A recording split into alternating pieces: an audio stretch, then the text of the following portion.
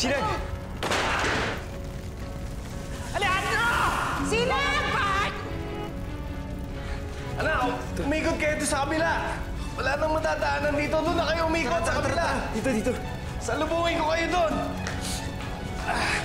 Kapitbahay! Anak! Dito! Ay! Dito.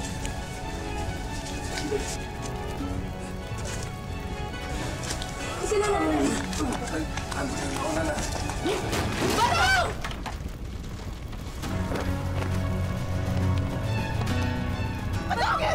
Badong! Nakakapitbahay! Tulong! Aray! Huwag na! Tumulong ka na. Ayan na. Ayan na, may ambulansya na.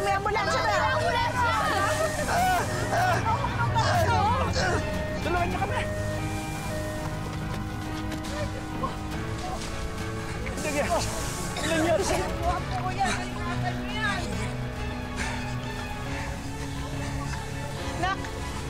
Nak, sumama ka na sa ambulansya, ha? Ikaw may kagagawa nito eh! Ano pinangako sa'yo ng mga taga Rosales? Ha? Kakasuhan ka namin! Eh kung kayo katuwa ko, ha? Kung kayo katuwa ko, ito na nga ako tumutulong eh. Pinapastos na ba ako? Kapag talaga ng mga mukha nyo, ako saan pa ako? Kung ako may kagagawa nito, magpapadala pa ako ng ambulansya at saka mga bumbero? Sana nga, Mayor! Sana nga hindi kayo nag-umpisa nito! Sana hindi kayo ang gumawa nito!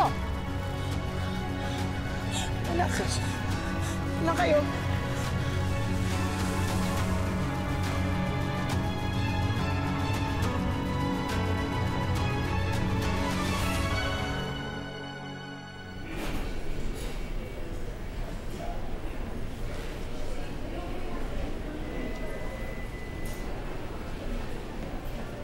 Panginoon, huwag niyo pong papabayaan yung kaibigan ko, please. Dok, ano naman ba nito? Kamag-anak. Hindi yung pang Elvis. Doktor, kami po ang lolo't lola. Masama po yung pagkakabagsak niya eh. He suffered complete fracture in his right femur. Malakas po yung impact kaya natulog po yung kanyang kanang dinte. Naputol din po yung kanyang ugat, controlling mobility.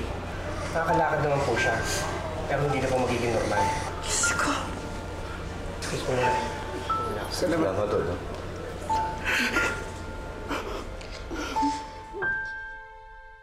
La! Bakit hindi ko magalaw yung paa ko? Ano nangyari? No! Hindi ko magalaw eh! Uy, epekto lang yan ng gamot. Ayaan mo, hingi tayo ng second opinion doon sa doktor sa Maynila. Mas mataas ang teknolohiya nila ron. Huwag ka mawawala ng pag-asa, Apo. Paano na to?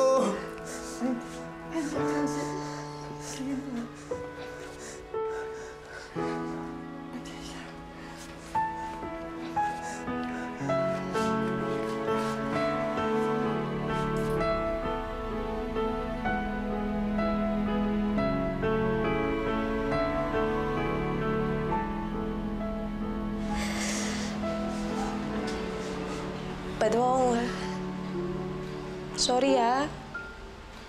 Kasalanan ko kasi yan eh. Tapos ikaw pa yung nasaktan. Sana kasi hindi mo na lang ako niligtas eh. Hindi, Sinag. Gagawin ko ulit yun. Liligtas pa rin kita. Kasi kaibigan kita.